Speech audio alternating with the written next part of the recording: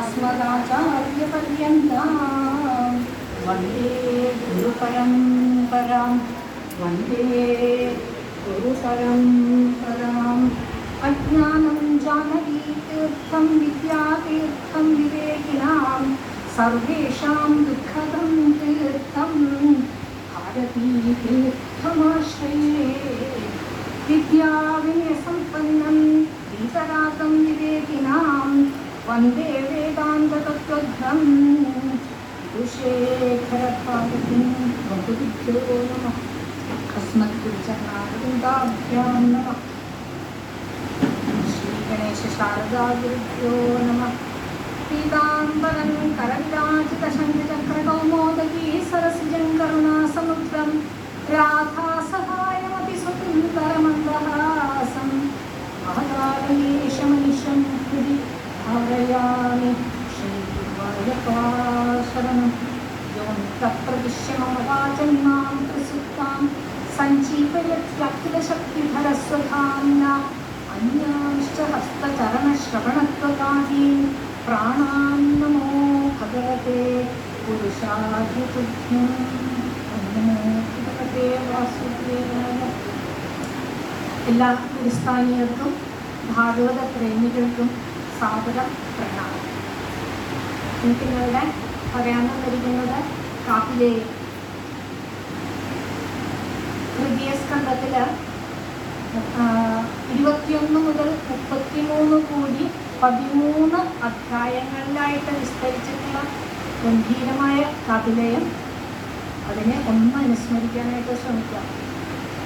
അത്യധികം ഭക്തിയും അതേപോലെ വിവേക വൈരാഗ്യങ്ങളുടെ തലത്തിലുള്ള ഒരു ഭാഗമാണ്. പലപ്പോഴും ഇത് പഠിക്കണം എന്ന് വിചാരിക്കുമ്പോൾ ഇന്ന് വേണ്ട നാളെ ആവാം എന്ന് വിചാരിച്ച് മാറ്റിയിരിക്കും. കാരണം അത്ര കഠിനമാണ്. പഠിക്കണമെന്ന് അങ്ങനെ എടുത്തു കഴിയുമ്പോഴേക്കും ഇത് ഇത്തിരി കടുപ്പാണല്ലോ, ശരി എളുപ്പമുള്ള ഏതെങ്കിലും ഭാഗത്തേക്ക് പോകാമെന്ന് പറഞ്ഞ് മാറ്റിയിരിക്കും. അപ്പോൾ ഗുരുവായൂരപ്പനെ എനിക്കിവിടെ തിരഞ്ഞെടുത്ത് തന്നത് ആ ഒരു ഭാഗം തന്നെ അത് പഠിച്ചിട്ട് അങ്ങോട്ടേക്ക് പോയാൽ മതി എന്ന് വിചാരിച്ചിട്ടാവും. ഇതിൻ്റെ ഇത്രയ സംവാദം തുടരുകയാണ്. ഇതുവരെ നമ്മൾ പ്രഭാഷണത്തിൽ കേട്ടു.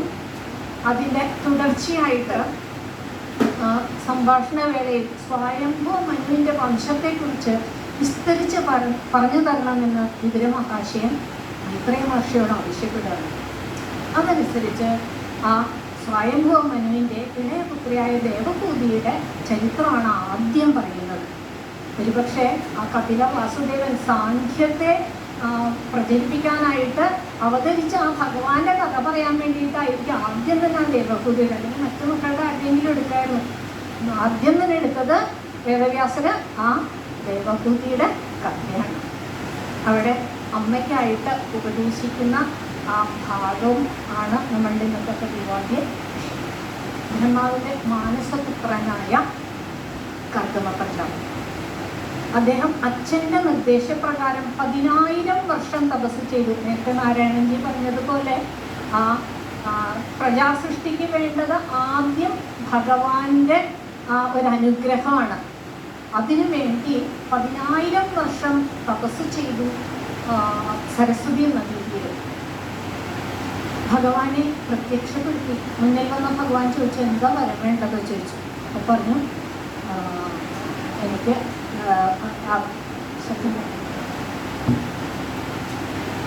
അച്ഛൻ്റെ നിർദ്ദേശപ്രകാരം ഞാൻ ഇത് പ്രജാസൃഷ്ടി ചെയ്യണം എന്ന ആഗ്രഹത്തോടു കൂടിയാണ് ഇപ്പം ഇവിടെ തപസ് ചെയ്തതെന്ന് പറഞ്ഞു. തീർച്ചയായിട്ടും നല്ല ഒരു പത്നിയെ ലഭിക്കും. സ്വയംഭൂ മനു പത്നിയായ ശതരൂപയെയും നല്ല സദ്ഗുണശീലയായ ദേവഭൂതിയെയും കൂട്ടി ഇവിടെ വന്ന് താങ്കൾക്ക് മകളെ കന്യാദാനം ചെയ്തു തരും എന്ന് പറഞ്ഞ് ഭഗവാൻ അവിടെ നിന്ന് പ്രത്യക്ഷനായി. അതേപോലെ സ്വയംഭൂമനും അവിടെ വന്നു തൻ്റെ മകളെ വിവാഹം ചെയ്തു കൊടുക്കുന്നു. ആദ്യോ വൈവാഹികോ വിധി, ആദ്യത്തെ വിവാഹമാണ് അത്. അതിനുശേഷം കർദമപ്രജാപതി വീണ്ടും തൻ്റെ തപസ് തുടരുകയാണ്. പതിവ്രതയായ ദേവഹൂതി ദേവിയാകട്ടെ അതിമനോഹരിയാണ് എങ്കിലും ഇവിടെ പതിവ്രതാധർമ്മത്തെ വേണ്ട വിധത്തിൽ ചെയ്യുന്നു. തൻ്റെ ആരോഗ്യത്തെയോ ഭക്ഷണകാര്യങ്ങളോ ഒന്നിനും ശ്രദ്ധ വയ്ക്കാതെ പൂർണ്ണമായിട്ടും ആ പതിവ്രതാ ധർമ്മത്തെ അവിടെ ചെയ്തു വരികയാണ്. മഹർഷിയെ പരിചരിക്കുന്നു ശ്രദ്ധാപൂർവം.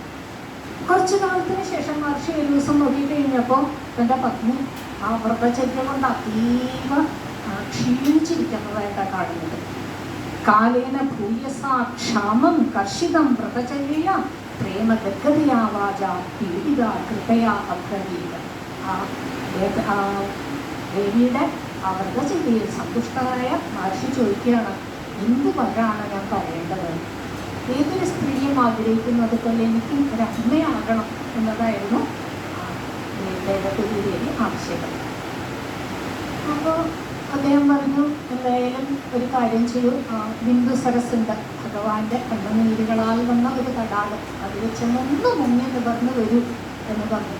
അതേപോലെ മുങ്ങി നിവർന്നു വന്നത് ദേവകുതി ദേവി പൂർവാധികം സൗന്ദര്യവും ആരോഗ്യവതിയുമായി വന്നു. കർദമ മഹർഷിയും തൻ്റെ തപശക്തി കൊണ്ട് യൗവനയുക്തനായി കാമകം എന്നുള്ള ആ വിമാനത്തിൽ കയറി അവരെ അനേക ദിവ്യദേശങ്ങൾ പല സംവത്സരങ്ങൾ ചുറ്റി. അവർക്ക് 9 പുത്രിമാരുണ്ടായി. അതിനുശേഷം ഭഗവാൻ കപിലവാസുദേവനായി അവതരിക്കുന്നു. തസ്യാം ബഹുബുദ്ധേ കാലേ ഭഗവാൻ മധുസൂദനഃ കാർഗമം വീര്യമാപന്നോ ജജ്ഞേ അഗ്നി ഇവ ദാരുണി. ബ്രഹ്മാദി ദേവന്മാരൊക്കെ വന്നിട്ട് ഭഗവാനെ സ്തുതിക്കുകയാണ്. സ്തുതിച്ചു കഴിഞ്ഞാൽ 9 പുത്രിമാരെയും ശ്രേഷ്ഠന്മാരായ വരന്മാർക്ക് വിവാഹം ചെയ്തു കൊടുത്തു. അതിനുശേഷം പുത്രനായ ആ ഭഗവാന്റെ അനുഗ്രഹത്തോടു കൂടി തന്നെ അദ്ദേഹത്തിൻ്റെ ഇതോടുകൂടി കർദമ പ്രജാപതി കാട്ടിലേക്ക് പോവുകയാണ്. വീണ്ടും തന്നെ തപസ് തുടരാനായിട്ട്. കപിലേന ദക്ഷിണീകൃത്യ പ്രജാപതി വനം ജഗാമി. അപ്പം അച്ഛൻ പോകുന്ന സമയത്ത് അച്ഛനോട് പറയണ്ട, അമ്മയ്ക്ക് വേണ്ട ജ്ഞാനോപദേശമൊക്കെ ഞാൻ ചെയ്തോളാം, അച്ഛനെ അതിനെക്കുറിച്ചൊന്നും ഭയപ്പെടണ്ട എന്ന് പറഞ്ഞയക്കുന്നുണ്ട്. അതേപോലെ ഭക്തിയോഗത്തിൻ്റെ 25 മുതൽ 32 വരെയുള്ള അധ്യായങ്ങളിലാണ് പ്രധാനമായിട്ടും ഉപദേശങ്ങൾ വരുന്നത്. ഭക്തിയോഗത്തിൻ്റെ മഹത്വം, സാഖ്യയോഗം, മായയിൽ പെടാതെ മോക്ഷപ്രാപ്തിക്കുള്ള മാർഗം, അഷ്ടാംഗ യോഗവിധി, ഗുണങ്ങൾക്ക് അടിസ്ഥാനമായ ഭക്തി, ശരീരത്തിൽ ആസക്തനായ ജീവന്റെ അധോഗതി, മനുഷ്യയോനിയെ പ്രാപിച്ച ജീവന്റെ ഗതി, ഭക്തിയോഗത്തിൻ്റെ പ്രാധാന്യം, ഇവയെ വളരെയധികം വിശദമായിട്ട് പറഞ്ഞു തരുന്നുണ്ട്. ഈ സമയം കുറവായതുകൊണ്ട് ഞാൻ അതിനിങ്ങനെ ചുരുക്കി ആണ് പോകുന്നത്. ഭർത്താവായ കർദമ മഹർഷി തപസ്സിനായിട്ട് കാട്ടിലേക്ക് പോയ ശേഷം കപില ഭഗവാനും അമ്മ ദേവകുതി ദേവിയും മാത്രമേ അവിടെ ഉള്ളൂ.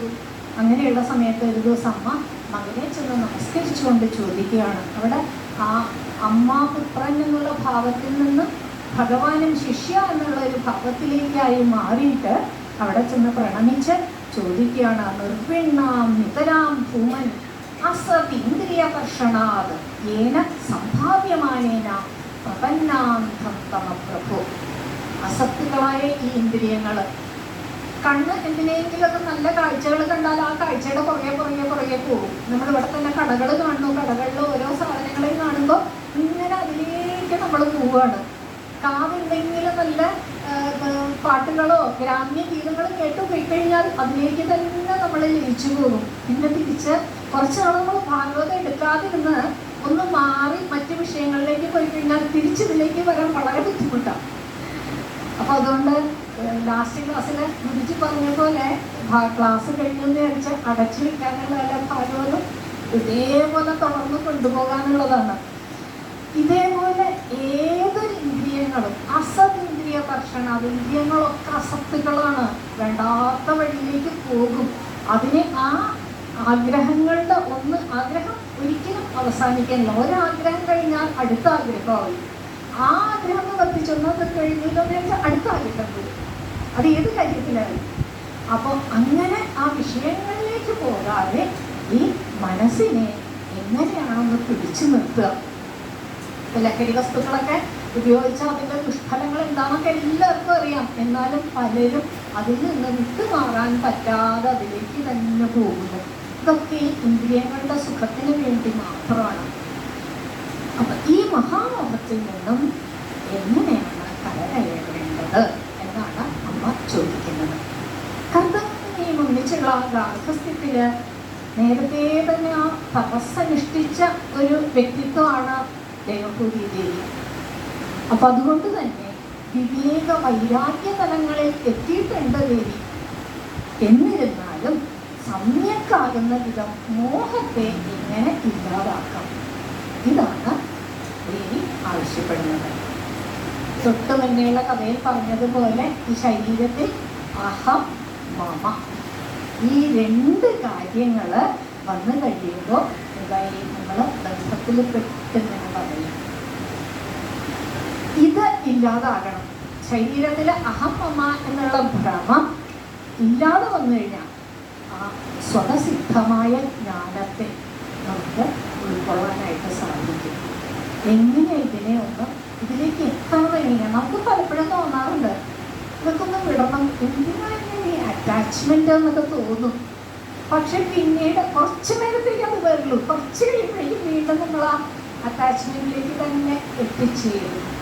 അപ്പൊ ഇതിൽ നിന്ന് എങ്ങനെ ഒന്ന് മറികടക്കാൻ സാധിക്കും, ഇതാണ് നമ്മൾ ചോദിക്കുന്നത്.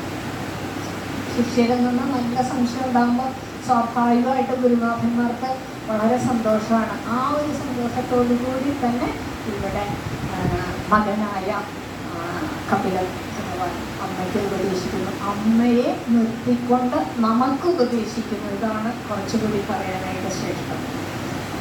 മനുഷ്യന്റെ ആത്യന്തിക സുഖത്തിന് ഉപകാരപ്പെടുന്ന ഒരേ ഒരു മാർഗം അധ്യാത്മയോഗമാണ്. ബാക്കിയുള്ളതൊക്കെ എന്താണ്, നമ്മളെ വീണ്ടും പുനരപ്പി ജനനം പുനരപ്പി മരണത്തിലേക്ക് തന്നെയാണ്, ആ ചക്രത്തിലേക്ക് തന്നെയാണ് എത്തിക്കുന്നത്. അപ്പം ഈ അഹം മമഭാവം ഇല്ലാതാക്കാനായിട്ട് എന്ത് വേണം? അദുഃഖം അസുഖം സമം. സുഖത്തെയും ദുഃഖത്തെയും ഒരേപോലെ കാണാനായിട്ട് ആദ്യം പരിശീലിക്കുക. അനന്യഭാവത്തിൽ ആ ഭഗവാനിൽ ഭക്തി, ആ ഭക്തി വന്നു കഴിഞ്ഞാൽ താനെ അഹം മമഭാവം. നമ്മൾ തന്നെ ഇപ്പോൾ കുറേ ഇതേപോലെ പ്രഭാഷണങ്ങൾ അല്ലെങ്കിൽ വായിക്കാൻ വരുമ്പോൾ കുറേ നേരം അതിലേക്ക് നമ്മൾ ശ്രദ്ധ ചെലുത്തുമ്പോൾ നമ്മളുടെ മറ്റു കാര്യങ്ങളിലേക്കുള്ള ശ്രദ്ധ കുറയും അല്ലേ? സ്വാഭാവികമായിട്ട് അഹംമമഭാവം നമ്മൾ കുറച്ച് കുറയും. ഇതേപോലെ ആ പ്രാക്ടീസ് കൂടുതൽ വരുത്തുന്തോറും നമ്മൾ ആ ഈശ്വര ചിന്തയിലേക്ക് അടുക്കും തോറും ഈ അഹംമമഭാവം താനെ ഇല്ലാതെ. മതിരിഹ ഗുണസക്താ ബന്ധനൃത്വേഷ്വസക്താ ത്വമധൃതമു ഉപരുന്ധേ ഭക്തിയോഗസ്തു സത്യം മഹദനുഗമലഭ്യാ ഭക്തിരേവാത്ര സാധ്യാ കപിലതനുരുതിത്വം ദേവഭൂത്യൈന്യദാരീ. ഞാൻ പതുക്കെ നാരായണീയത്തിലേക്ക് കടന്നു, പെട്ടെന്ന് തീർക്കാൻ വേണ്ടിയിട്ട്. ഇത് കാരണം ഓരോ അധ്യായവും എക്സ്പ്ലെയിൻ ചെയ്യണമെങ്കിൽ ഓരോ വരിയും പ്രധാനപ്പെട്ടത് ഒന്നും വിടാനില്ല. അപ്പം അതുകൊണ്ട് ആ നാരായണീയത്തിലേക്ക് വരുമ്പോൾ ഒറ്റ ശ്ലോകത്തിൽ ഭട്ടതിരിപ്പാടിനെ കാച്ചി കുറുക്കി നമുക്കിങ്ങനെ കാപ്സ്യൂൾ രൂപത്തിലാക്കി തന്നിട്ടുണ്ട്. വിഷയാസക്തിയെ തടയാനുള്ള മാർഗം ഭക്തിയോഗം. ഭക്തിയോഗം എങ്ങനെ സാധ്യമാകും എന്നാണെങ്കിൽ മഹാന്മാരുമായുള്ള സത്സംഗം. നമുക്കിവിടെ വളരെ എളുപ്പത്തിൽ ഓൺലൈനായിട്ട് തന്നെ അത് ലഭിച്ചു. അത് കഴിഞ്ഞതായപ്പോൾ നമ്മളുടെ ഒരു കൂടിച്ചേരലും കൂടിയായി. ഓരോരുത്തരും എത്ര ഒരു തപസ്സനുഷ്ഠിച്ചിട്ടാണ് ഇവിടെ വന്നെത്തിയിരിക്കുന്നത്. അവരവരുടെ വീടുകളിലെ കാര്യങ്ങൾ ഇപ്പൊ കഴിഞ്ഞ ദിവസം ഒരു ആചാര്യൻ പറയണത് കേട്ടു, സ്ത്രീകളാണ് ഇതേപോലെ വായിക്കാൻ വരുന്നവര് ഒരുപാട് ത്യാഗം സഹിച്ചിട്ടാണ് ഇവിടേക്ക് എത്തുന്നത്. കാരണം അവരുടെ ആ ചെയ്യേണ്ട കർമ്മങ്ങളൊന്നും അവർ മാറ്റി വെക്കാണ്ട് അതിനോടൊപ്പം കൂടി ചേർത്തിട്ടാണ് ഇങ്ങനെ ഒന്നും കൂടി അവര് പഠിച്ചെടുക്കുന്നത്. അപ്പം അതുകൊണ്ട് അവരുടെ തപസ്സിന് ശക്തി കൂടും എന്ന് ഇപ്പൊ കഴിഞ്ഞ ആഴ്ചയിൽ രാജാര്യം പറയാനൊക്കെ ഉണ്ട്. പലപ്പോഴും ശരിയാണെന്ന് തോന്നിയിട്ടുണ്ട്. കാരണം നമ്മളിത് എടുക്കാൻ തുടങ്ങുമ്പോഴേക്കും വേറെ ഏതെങ്കിലും ഒരു ആവശ്യം വരും, അതായത് ഇത് അടച്ചു വെച്ചിട്ട് പോയി, പിന്നെ മനസ്സ് മുഴുവൻ ഇതിലാണ് അവിടെ ചെയ്യുമ്പോഴും. അപ്പൊ അങ്ങനെ ഒരു തപസ്സോടുകൂടി ആ നല്ല സത്സംഗത്തിലൂടെ ആ ഭഗവാനോടുള്ള പരമപ്രേമം നമുക്ക് ഭക്തിയെ നൽകും. ഈ പ്രപഞ്ചത്തിലുള്ള ഏതൊരു വസ്തുവും, നല്ല ഗുരുജി വിസ്തരിച്ചതും പറഞ്ഞു, ഒരു ചെടിയെ കണ്ടാലും ഒരു പുല്ലിനെ കണ്ടാലും ഒരു പ്രാണിയെ കണ്ടാലും അതിലൊക്കെ പുറകില് ഈശ്വരാംശമാണ് എന്ന് കാണാൻ സാധിച്ചു കഴിഞ്ഞാൽ നമ്മൾ പരമഭക്തിയിലേക്ക് എത്തും. എല്ലാം മറ്റൊന്നാണ് എന്ന് തോന്നിക്കഴിയുമ്പോൾ അവിടെ അശാന്തി. ഇത് വേറെ അത് വേറെ, ഇയാള് എനിക്ക് സ്നേഹം നൽകുന്ന ആള് അല്ലെങ്കിൽ എൻ്റെ ബന്ധു, ഇയാള് ശത്രു, ഇങ്ങനെ നമ്മൾ കാണുമ്പോൾ അവിടെ അശാന്തി വരുന്നു. അപ്പോൾ ശാന്തി ലഭിക്കണമെങ്കിൽ എല്ലാത്തിലും ആ ഒരു ഈശ്വരഭാവത്തിലേക്ക് എത്തിക്കഴിഞ്ഞാൽ താനേ ശാന്തി ലഭിക്കും. പിന്നീട് ഈ ശരീര ഇന്ദ്രിയാദികളിൽ ഞാനെന്നും എൻ്റേതെന്നും, എൻ്റെ ആളെന്ന് പറയുമ്പോൾ കുറച്ചതിനോടൊരു ഇഷ്ടക്കൂടുതൽ, എൻ്റെ അല്ല എന്ന് പറയുന്നത് ഒത്തിരി ഇഷ്ടക്കുറവ്, ഇങ്ങനെയുള്ള വേദബുദ്ധി വരുമ്പോൾ ആ അഹം മമത അവിടെ കൂടണം. അപ്പം ഇതിന് ഒറ്റ ദിവസം കൊണ്ടൊന്നും ഇല്ലാണ്ടാക്കാൻ പറ്റില്ല. അനേക ദിവസങ്ങളുടെ പ്രാക്ടീസ് കൊണ്ട് മാത്രം അതിനെ കുറേശ്ശെ ഇല്ലാതാക്കാനായിട്ട് സാധിക്കും. ശ്രുതിവാക്യത്തിൽ പറയുന്നത് നാണ്യപന്ഥ വിദ്യയെ അനയ, ഒന്നിനെയും വേറെ വേറെ ആയിട്ട് ചിന്തിക്കല്ലേ എന്ന് പറയുന്നുണ്ട്. ഈ രീതിയിലുള്ള ഉപാസനയിലൂടെ ഉറച്ച ഭക്തി നമുക്ക് ലഭിക്കുന്നു. അങ്ങനെ വന്നു കഴിയുമ്പോൾ ആ ഭയമില്ലാത്ത അവസ്ഥ, അഭയം എവിടെയാണ്? ആ ഗുരുവായൂരപ്പൻ്റെ പാദങ്ങളിൽ മാത്രമേ അഭയുള്ളൂ. എവിടെ പിടിക്കുമ്പോഴാണ്? ചലിക്കാത്ത ഒരു വസ്തുവിൽ പിടിക്കുമ്പോൾ മാത്രമേ നമ്മൾക്ക് ഭയം മാറുന്നുള്ളൂ. ചലിക്കാത്ത ഒരേ ഒരു ഇതെന്ന് പറയുന്ന ആ ഭഗവത് പാദങ്ങൾ മാത്രം, ആ പാദങ്ങളിൽ പിടിച്ചോളൂ. ഒരു അഭയം മാത്രമേ ലഭിക്കുള്ളൂ, ഒന്നിലും ഭയമുണ്ടാവില്ല. ആ അഭയം എന്നുള്ള അവസ്ഥയിൽ എത്തിക്കഴിയുമ്പോൾ നമ്മൾക്ക് ഭക്തി താഴെ വരും. അതിനുശേഷം സാഖ്യയോഗത്തെ വിവരിക്കുകയാണ്. പ്രകൃതി മഹതങ് അഹങ്കാരാശ്ച മാത്രാശ്ച ഭൂതാന്യവികൃതി ദശാക്ഷി പുരുഷ പഞ്ചവിംശ, 25 തത്വങ്ങൾ. ആ 25 തത്വങ്ങളിൽ 24 വളരെ പെട്ടെന്ന് കിട്ടും. പഞ്ചഭൂതങ്ങൾ, ആകാശം, വായു, അഗ്നി, ജലം, പൃഥ്വി. പിന്നെ പഞ്ചതന്മാത്രകൾ, ശബ്ദസ്പർശ രൂപരസ ഗന്ധം. 10 ഇന്ദ്രിയങ്ങൾ, ശ്രോത്രം, ത്വക്ക്, ചക്ഷുസ്, രസന, നാസിക, വാക്, പാണി, പാദം, ഉപസ്തംഭം. അങ്ങനെ 20. അന്ധകരണങ്ങൾ 4: മനസ്സ്, ബുദ്ധി, ചിത്തം, അഹങ്കാരം. 25ാമതായ തത്വം പ്രകൃതി അഥവാ ഹിരണ്യഗർഭൻ. ആ ഹിരണ്യഗർഭൻ പ്രവേശിക്കുമ്പോൾ മാത്രമാണ് ഈ ബുദ്ധിയും മനസ്സും ബാക്കിയെല്ലാം പ്രവർത്തിക്കുന്നത്. നമ്മൾ വായിച്ചു വരും, മനോദത്തിഷ്ടപ്രദ വിരാട് ഇങ്ങനെ വായിച്ചു വരുമല്ലേ. ബാക്കി എന്തൊക്കെ ഉണ്ടെങ്കിലും ആ 25ാമത്തെ തത്വം ജീവൻ ഉള്ളിലേക്ക് പ്രവേശിക്കുമ്പോൾ മാത്രമേ ഇതൊക്കെ പ്രവർത്തനം ആകുന്നു. അതെല്ലാത്തിൻ്റെയും ഉള്ളിൽ ഉള്ള ഒരേ ഒരിത് എന്താണ്?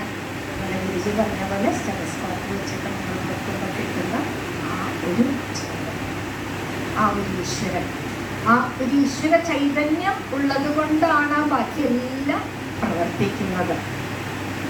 മനസ്സായാലും ബുദ്ധിയായാലും ഇന്ദ്രിയങ്ങളായാലും എല്ലാം പ്രവർത്തിക്കുന്നത് ആ ഒരു ജീവൻ ഉള്ളത് കൊണ്ട്.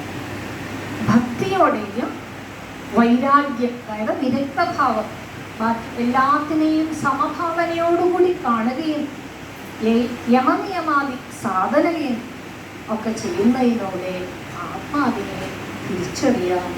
ഇതിലൂടെ കൈവല്യം പ്രാപ്തിന് വേണ്ടാം. ഏറ്റവും അവസാനം നമ്മളെ ഇതിലേക്ക് എത്തണം. ആകാശാപതിതത്തോയും യഥാഗച്ഛതി സാഗരം. ഏത് വെള്ളം വീണാലും അതൊക്കെ ഏതെങ്കിലും ഒരു ദിവസം ആ സമുദ്രത്തിൽ എത്തിച്ചേരേണ്ടതാണ്. അപ്പോൾ അതേപോലെ ഏതൊരു ജീവനും അവസാനം പോയി എത്തേണ്ടത് ആ ഭഗവാനിൽ ചെന്ന് ലയിക്കേണ്ടതാണ്. ആ ലയിക്കാനായിട്ട്, ആ കൈവല്യ പ്രാപ്തിയിലേക്ക് എത്താനായിട്ട് ഈ രീതിയാണ് ഉള്ളത്. യഥാ അവികാരാത് അതൃത്വത്വാത് നിർഗുണത്വാത് ജനാർക്കവത് തഥാ പ്രാകൃതയ ഗുണൈഹി പുരുഷഃ ന യുജ്യതേ. ജലത്തിൽ നമ്മൾ ആകാശത്തിലുള്ള സൂര്യൻ്റെ പിന്നെ സാധിക്കുമെന്നൊക്കെ തോന്നും. നമുക്ക് വിഷമം വരണ്ടല്ലോ, എൻ്റെ ദേഹത്ത് ആരെങ്കിലും അടിച്ചു കഴിഞ്ഞാൽ വേദനയുണ്ടല്ലോ, അതൊക്കെ ഞാൻ അനുഭവിക്കേണ്ടല്ലോ. അപ്പോൾ ഈ ഈശ്വരന് ഇതൊന്നും അനുഭവിക്കില്ല എന്ന് പറഞ്ഞാൽ എങ്ങനെയാ അതറിയാം? അതിന് പഞ്ചമസ്കന്ധത്തിൽ രഘുഗണൻ ഭംഗിയായിട്ട് സംശയം ചോദിക്കുമ്പോൾ അവിടെ ക്ലിയർ ചെയ്ത് കൊടുക്കേണ്ടത്.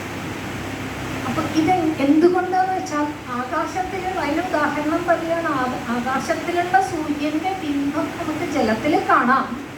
പക്ഷെ ആ ജലത്തിന് ആ സൂര്യനെ പോലുള്ള താപമുണ്ടോ? ഇല്ല, തണുപ്പതാണ് ജലം.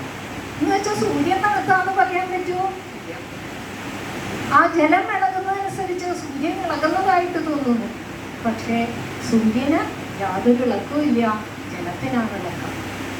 ഇതൊക്കെ തോന്നൽ മാത്രമാണ്. അതുകൊണ്ട് അമ്മേ, ഈ പ്രതിബിംബത്തിന് ആ യഥാർത്ഥ സൂര്യന്റെ യാതൊരു അംശവും അതൊന്നും ഇവിടെ ബാധകമല്ല. ഇതേപോലെയാണ് ആ 25ാമത്തെ തത്വമായ പ്രകൃതിക്ക് സത്വരജ തമോ ഗുണങ്ങളോ ജനന മരണങ്ങളോ സുഖദുഃഖാദികളോ ഒന്നും തന്നെയില്ല. മായയിൽ ആസക്തി വന്നാൽ നമ്മൾ ഈ പ്രകൃതി ധർമ്മങ്ങളെല്ലാം എൻ്റെ ധർമ്മമാണ് എന്ന് തോന്നും. ഇതിന് പകരം ആ ഈശ്വരനിലേക്ക് ആസക്തി ഈശ്വരനിലേക്കാക്കി തിരിച്ചു കഴിഞ്ഞാൽ അതൊക്കെ എന്തായിട്ട് മാറും? ആ പ്രകൃതി ബന്ധം താനെ ഇല്ലാതായി സാക്ഷിഭാവത്തിൽ ഇരിക്കുന്ന ആ ഭഗവാനെ നമുക്ക് കാണാനായിട്ട് സാധിക്കും. ഇത് ശ്രദ്ധിച്ചില്ലെങ്കിൽ എന്താകും? ഈ സംസാരത്തിൽ വീണ്ടും വീണ്ടും ചുറ്റിത്തിരിയേണ്ടി. ബന്ധമോചനത്തിലുള്ള മാർഗങ്ങളിൽ അടുത്തതായിട്ട് പറയുന്നത് അഷ്ടാംഗ യോഗത്തിൻ്റെ അനുഷ്ഠാനമാണ്. സത്യം പറയുക, ഭഗവത് കഥ കേൾക്കുക, സർവഭൂതങ്ങളിലും സമത്വഭാവന, ആരോടും ശത്രുതയില്ലായ്മ, മരണശീലനം, ദേഹാദി ആസക്തികളുടെ ഉപേക്ഷ, അതേപോലെ യമം നിയമം ആസനം മുതലായവയിലൂടെ ഓരോ സ്റ്റെപ്പ് പടിപടിയായിട്ട് ചിത്തശുദ്ധി വരുത്തണം. മനസ്സിന് ശുദ്ധി വരുത്തിയിട്ട് പിന്നീട് ആ ഭഗവാനെ ധ്യാനിക്കണം. ഇങ്ങനെയാണ് പ്രസന്നവദനാം കോലം ക്ഷണം ശ്യാമം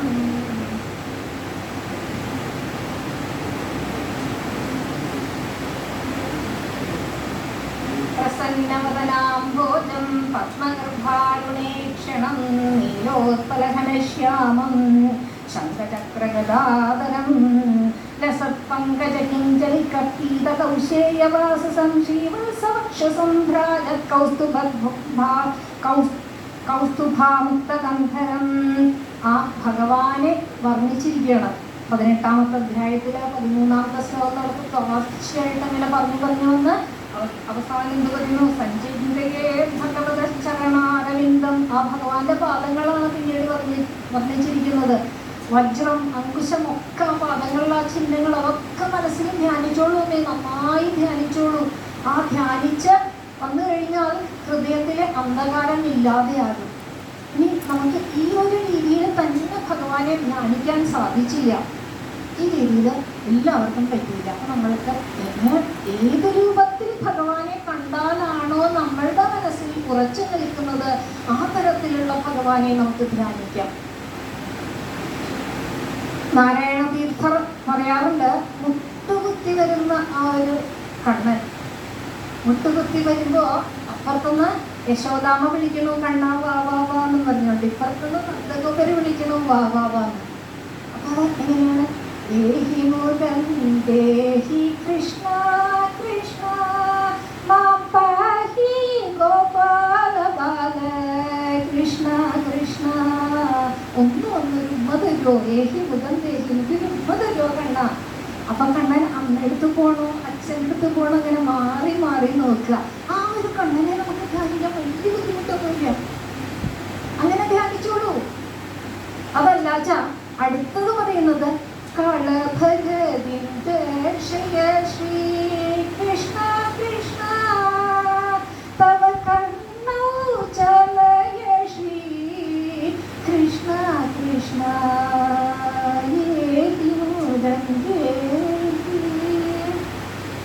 കളഭഗതി ആരെ പോലെ ഒന്ന് ആടി ഒരു കണ്ണാന്ന് പറയുമ്പോ കണ്ണനെ എന്ന് വെച്ചാൽ അതെന്ത് കാലം ഇടത്തെ കയ്യും കുത്തി നിന്നിട്ട് വലത്തെ കൈ മാത്രം ഇങ്ങനെ ഒരു കൈ കാലിലെ ആന മാറ്റി വയ്ക്കുക, എന്നിട്ട് ബാക്കി മൂന്നിലും വെച്ച് ഇങ്ങനെ നാലാമത്തതാണ്. അതേപോലെ അടിക്കളിക്കുക, അത്ര കളഭഗതി അതേപോലെ കഴിഞ്ഞു വരിക.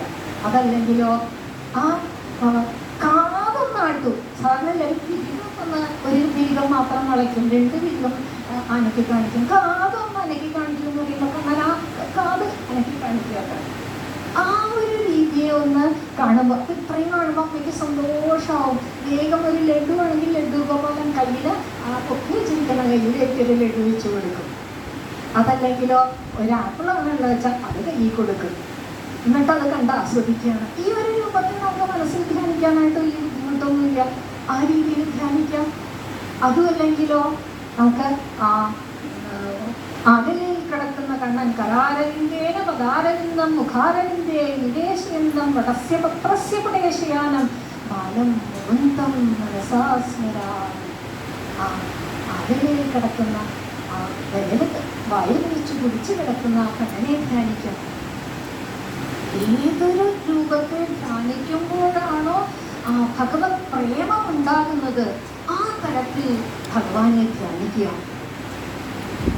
ഈ അഷ്ടാംഗ യോഗത്തെക്കാളും ജ്ഞാനമാർഗത്തെക്കാളും ഏറ്റവും എളുപ്പമാണ് ഭക്തിയോഗം. മമ ഗണഗുണശീല കർണനാദ്യേ കർണനൈ കീർത്തനാദ്യൈ മയി സുരസഹിതോഖ പ്രത്യചിത്താനുവൃത്തി ഭവതി പരമഭക്തി. ആ പരമഭക്തിയിലേക്ക് എത്താം ഇത്തരം ധ്യാനത്തിലൂടെ.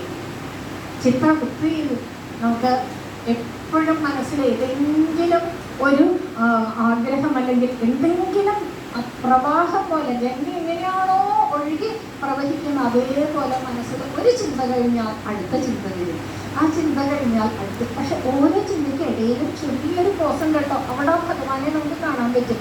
നമ്മൾ ശ്രദ്ധിക്കാൻ വേണ്ട.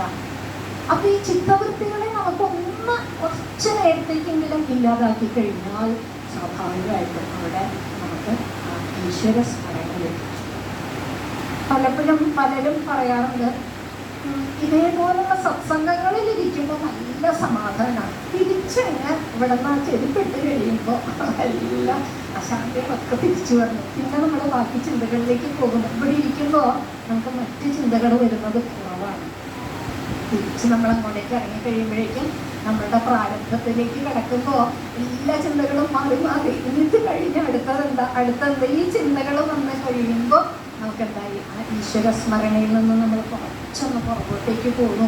പുറകോട്ടേക്ക് പോയി കഴിയുമ്പോൾ നമുക്ക് പ്രാരബ്ധം കൊണ്ട് ചിലപ്പോൾ ചെയ്യേണ്ടി വരില്ല എന്നല്ല, എന്നാലും നമുക്ക് തിരിച്ചറിയാനായിട്ട് സാധിക്കും. ഈ ചിത്തവൃത്തികളാണ് നമുക്ക് ബുദ്ധിമുട്ടുകൾ ഉണ്ടാക്കുന്നത്. ആ ഭഗവാനിലേക്കുള്ള ഉത്കൃഷ്ടമായ ആ ഭക്തി, ശ്രവണ കീർത്തനാദികളായ 9 പടികൾ പ്രഹ്ലാദനെ പറയുന്നുണ്ട് സപ്തമസ്കന്ധത്തിൽ. അതിലൂടെ ആ ഉത്തമ ഭക്തിയിലേക്ക് നമുക്കെത്താം. അപ്പോൾ ഈ ഭക്തി എത്ര വിധമാണ് എന്ന് ചോദിക്കുന്ന 4 വിധം ഭക്തി: താമസം, രാജസം, സാത്വികം, നിർഗുണം. ഇതിൽ ധർമ്മം, അർത്ഥം, കാമം ഇവയിൽ മാത്രം നമ്മൾ നിന്ന് കഴിഞ്ഞാൽ അതിൽ ആസക്തനായ ഗൃഹസ്ഥന് വീണ്ടും വീണ്ടും ജന്മം എടുക്കേണ്ടി വരും. ഇനി ഭാഗവതം ഒരു വിപ്ലവത്തിന് അല്ലെങ്കിൽ മാറ്റത്തിനെ അനുകൂലിക്കുന്ന ശാസ്ത്രം കൂടിയാണ്. നൈവ തുഷ്യെ അർച്ചിത അർച്ചയ ഭൂതഗ്രാമാവ മാനിന. കേവലം ബിംബത്തെ മാത്രം പൂജിച്ചാൽ ഞാനതിൽ സന്തോഷിക്കുന്നില്ല എന്ന് കപില ഭഗവാനോട് പറയേണ്ട. നൈവ തുഷ്യേത്, എനിക്ക് സന്തോഷം വരുന്നില്ല. നിങ്ങളൊരു ബിംബത്തെ വെച്ചു, ബിംബത്തിൽ പൂജിച്ചു, അതുകൊണ്ട് മാത്രം ഞാൻ സന്തോഷിക്കുന്നില്ല. അപ്പൊ പിന്നെന്താ ചെയ്യണ്ടേ? എല്ലാ ജീവജാലങ്ങളിലും ആ ഈശ്വരഭാവത്തെ കണ്ട് അതിനെ സന്തോഷിപ്പിക്കുക. അതിലാണ് ആ എല്ലാ ജീവജാലങ്ങളിലോടുമുള്ള തുല്യത കാണിക്കുമ്പോഴാണ് എനിക്ക് സന്തോഷമുണ്ടാകുന്നത്. പ്രത്യേകം അതിൽ എടുത്തു പറയുന്നുണ്ട് നൈവ തുഷ്യേദർച്ചിത അഹഹ ബഹുലഹിംസാ സഞ്ചിതാർത്ഥൈ കുടുംബം പ്രതിദിനമനുപുഷ്ണൻ സ്ത്രീജിതോ ബാലലാളി ഗൃഹാസക്തഃ യാതനാം ഹി വിശന്തി. ഈ ഗൃഹത്തിൽ മാത്രം നിൽക്കുമ്പോൾ നമുക്കിത് മാത്രമേ വരുന്നുള്ളൂ, യാതനകൾ മാത്രമേ വരുള്ളൂ. ഒന്ന് കഴിയുമ്പോൾ അടുത്തത്. ആദ്യം പഠിക്കുക, പഠിച്ച് നല്ല പറഞ്ഞ പോലെ പഠിച്ച് അത് കഴിഞ്ഞിട്ട് ജോലി കിട്ടി കല്യാണം കഴിഞ്ഞ് കുട്ടികളായി, കുട്ടികളെ പഠിപ്പിക്കുക, അത് കഴിഞ്ഞ് അവരുടെ വേളി, അത് കഴിഞ്ഞ് അവർക്ക് മക്കൾ, പിന്നെ നമ്മൾ ബേബി സിറ്റർ പോലെ അവിടെ പോയി അവരുടെ കുട്ടികളെ നോക്കുക. ഇതൊക്കെ കഴിഞ്ഞ് അവസാനമാകുമ്പോഴോ മുട്ടിന് വയ്യ, നടുവിന് വയ്യ, കാലിന് വയ്യ, നമ്മൾ ഏതെങ്കിലും ഓൾഡേജിന് പോകുന്നത് ആ ഒരു അവസ്ഥയാണ്. അപ്പോൾ ഇതേപോലെ അതൊക്കെ ചെയ്യുമ്പോഴും ഭഗവത് ഭക്തിയോടുകൂടി ചെയ്ത് കഴിയുമ്പോൾ ഇതൊന്നും ശാശ്വതമല്ല, എന്നും അഭയമായിട്ടുള്ളത് ഭഗവത് പാദങ്ങൾ മാത്രമാണ് എന്നുള്ള ആ ഒരു ചിന്തയോടുകൂടി ഇതൊക്കെ ചെയ്ത് കഴിയുമ്പോൾ ഈ കർമ്മങ്ങളൊക്കെ ചെയ്യുന്നതോടൊപ്പം നമുക്ക് മനസ്സിന് സ്വസ്ഥത കൂടി ലഭിക്കുന്നു. പിന്നീട് സൂക്ഷ്മാവസ്ഥയിലുള്ള ജീവൻ ശരീരം എടുക്കുന്നതും ഗൈനക്കോളജി കംപ്ലീറ്റ് പറയുന്നുണ്ട് 31ാമത്തെ അധ്യായത്തിൽ. ഗർഭാവസ്ഥ ശിശു എങ്ങനെയാണ് ഓരോ ദിവസങ്ങളിലും അതിന് എത്ര വളർച്ച വരുന്നു എന്നുള്ളതൊക്കെ വളരെ വ്യക്തമായി പറഞ്ഞു തന്നിട്ട് പിന്നീട് ആ ജന്തുവിൻ്റെ ഒരു സ്തുതിയുണ്ട്. ഭഗവാനെ, ഞാൻ ഒരിക്കലും തെറ്റ് ചെയ്യില്ല, എന്നെ എങ്ങനെയെങ്കിലും ഒന്ന് മോക്ഷത്തിലേക്ക് എത്തിക്കൂ, വേണ്ട, മതി, എനിക്കിങ്ങനെ ഒരു ജീവിതം മതി, എനിക്കിനി വേണ്ട, അമ്മയുടെ ഗർഭത്തിലേക്ക് കയറേണ്ട ഒരു ആവശ്യം വരരുതേന്ന് പറഞ്ഞിങ്ങനെ ചിന്തിക്കുക. ഇതൊക്കെ കഴിഞ്ഞ ആ പ്രസൂതി എന്നാൽ ശരി രക്ഷപ്പെട്ടെന്ന് വെച്ച് പുറത്തേക്ക് തള്ളി ഭൂമിയിൽ എത്തിക്കുമ്പോഴേക്കും അവിടെ മായ ഒന്ന് മൂടി, പിന്നെ ഇതൊന്നും അറിയില്ല, വീണ്ടും ഇന്ദ്രിയങ്ങളിലേക്ക് പോയി.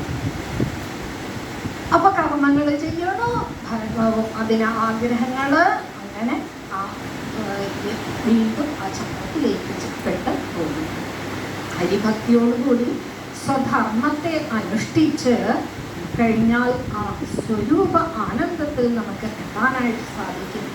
ഫലേച്ഛയോടുകൂടിയാണ് കർമ്മം ചെയ്യുന്നതെന്നുണ്ടെങ്കിൽ ഇന്ദ്രിയ സുഖങ്ങൾക്ക് വേണ്ടിയിട്ട് നമുക്കതിൻ്റെ പുറകിലേക്ക് പോകാം. ഫലേച്ഛയില്ലാതെ ഒക്കെ ഈശ്വരാർപ്പണമായിട്ട് ചെയ്ത് കഴിയുമ്പോൾ നമുക്ക് ആ ഭഗവാനിലേക്ക്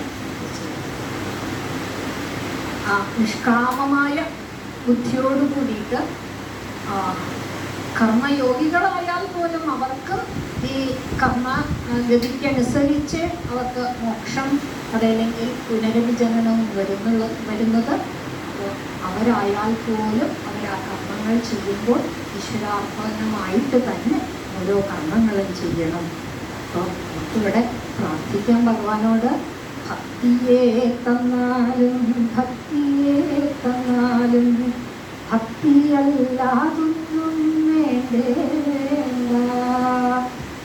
ഗുരുവായൂരപ്പൻ ഇവിടെ ഗുരുവായൂരിലെ മേഘം എന്നാണ് പറയുക. മേഘം എന്ന് പറഞ്ഞു കഴിഞ്ഞാൽ എപ്പോൾ വേണമെങ്കിലും വർഷിക്കാനായിട്ട് തയ്യാറായിട്ട് നിൽക്കുന്നു. എന്ത് വർഷം? കാരുണ്യ വർഷം. ഉള്ളു ചുട്ട് വിളിക്കണമെന്ന് മാത്രമേ ഉള്ളൂ. വിളിച്ചു കഴിഞ്ഞാൽ ഉറപ്പാണ് ഭഗവാൻ വന്നിട്ട് അനുഗ്രഹിക്കുന്നുള്ളത്. നമ്മളിങ്ങനെ എന്താഗ്രഹിക്കുന്നു? കാമാൻ അജസ്രം. എത്ര കാമനകളുണ്ടെങ്കിലും ഇങ്ങനെയാണ് അഭ്യർത്ഥിതാൻ അനഭ്യർത്ഥിതാനവി. നമ്മൾ ചോദിച്ചാലും ചോദിച്ചില്ലെങ്കിലും നമ്മൾക്ക് എന്താണോ നല്ലത് അത് ആ ഭഗവാൻ വർഷം പോലെ നമുക്ക് ചൊരിഞ്ഞു തരും. ഉറപ്പാണത്. ഉള്ളു ചുട്ട് വിളിക്കണം ഭഗവാനെ, നാരായണ നാരായണ വിളിച്ചു കഴിഞ്ഞാൽ തീർച്ചയായിട്ടും വന്ന് അനുഭവമാണ്. പല സന്ദർഭങ്ങളിൽ ഭഗവാൻ അനുഭവിച്ചു.